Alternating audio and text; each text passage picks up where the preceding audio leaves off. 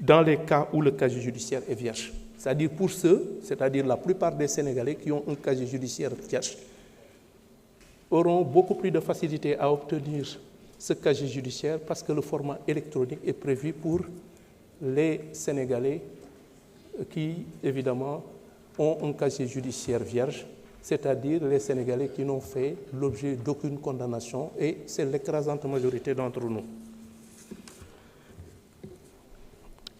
Marie-Ange Selbé Diouf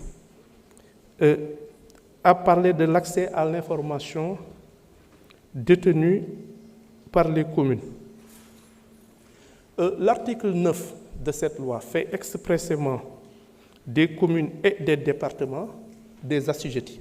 C'est-à-dire que les communes et les départements font partie des structures qui sont effectivement assujetties à cette obligation d'information.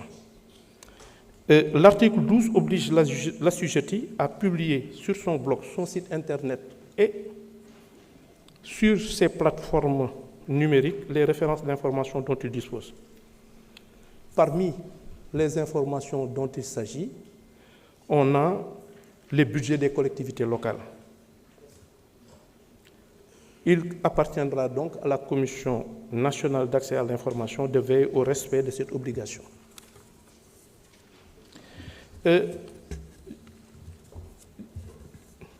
Madame Rohey Ndiaye a eu à parler du problème d'étanchéité au niveau des édifices qui abritent le tribunal d'instance, le tribunal de grande instance et la cour d'appel de Kaolack. Je dois également dire que Kaolack, en tout cas, fait partie de mon parcours. J'ai été procureur à Kaolack pendant 5 ans et demi, de février 1998 à août 2003. Et j'ai eu d'ailleurs à partager ce privilège avec mes directeurs des affaires criminelles et des grâces qui sont là et le directeur des services judiciaires. C'est dire donc que Kaolack, on est extrêmement attaché à Kaolack et je dois dire que c'est l'une des régions qui m'ont le plus marqué. C'est vous dire donc que tout ce qui concerne Kaolack, où j'ai beaucoup duré et que je connais très très bien, présente pour moi un intérêt affectif personnel et c'est vous dire donc que nous avons prévu ces réflexions au niveau de ces différentes juridictions, le tribunal d'instance, le tribunal de grande instance et la cour d'appel dans le cadre du programme de modernisation des infrastructures judiciaires.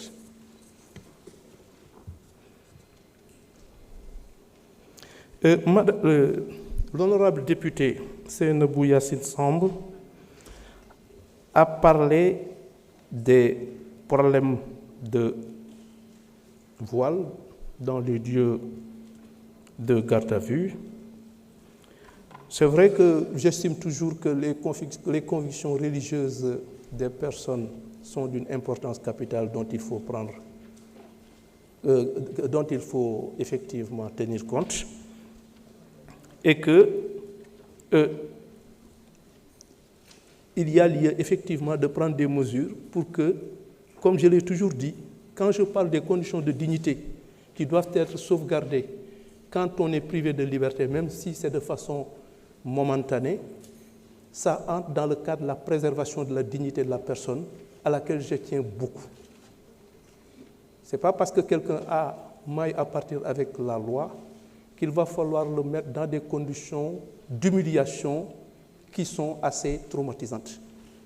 Évidemment, c'est un travail de longue haleine, mais il va falloir quand même que les gens s'y investissent et que les nécessités, il est nécessaire en tout cas, de sensibiliser les gens sur cet impératif, d'autant que, et ça tout le monde le sait, kaso jommul kenn.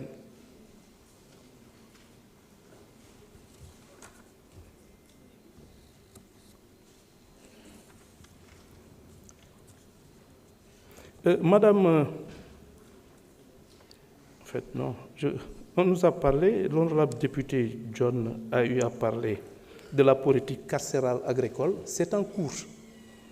Je peux vous dire que le développement d'activités de production agricole au niveau des établissements pénitentiaires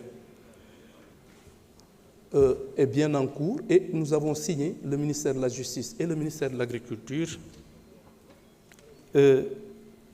un accord avec le ministère de l'Agriculture, avec mon homologue du ministère de l'Agriculture, de la souveraineté alimentaire et de l'élevage. Nous avons signé une convention et qui prévoit effectivement des domaines agricoles dans les lieux de détention et ces établissements pénitentiaires, notamment à Bambey, à Koutal, à Tambacounda et à Nioro du Rip.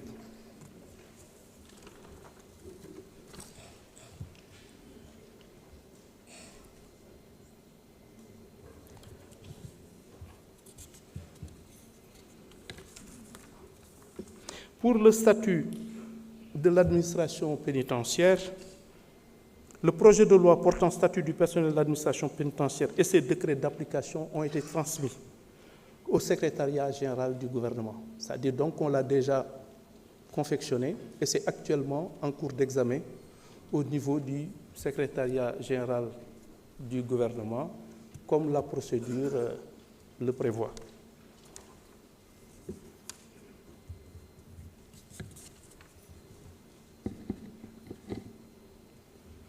Bon, M. Alioune Badara Diouf a parlé de l'affaire de la disparition de la nommée Lissa Tine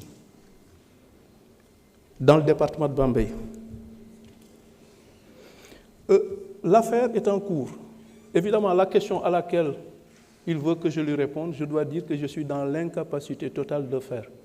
Est-elle en vie ou pas? Mi ngi dund am déet ñi ngi def enquête yi ñu ngi koy saytu xam nañ ni lu yitteel waa Bambey la ak lu yitteel askan wi sax Sénégal yépp parce que aussi mbir la boo xamee ni bu doy waar la waaye ba léegi itam amuñu ci lu ñu leer mais ñi ngi ci enquête yi ak investigation yi te it xam nañ ni dafa am solo lool ndax mbir yooyu aussi su fekkee ni am na ñu bàyyi ko mu demee noonu te saytuwuñu ko te it leeraluñ ko day nekk loo xamee ni peut-être sentiment de danger lay indi te du lu gën mais li ma la mën a xamal moom mooy ñi ngi ci itteel nañu waaye si dëgg-dëgg duma la mën a wax ndax mi ngi dund am déet ndaxte awma ci benn tegtal te duma wax lu ma leerul loolu laa amoon si lu ma leen doon wax ci tontu si yi ma leen doon tontu maa ngi leen di sant leen gërëm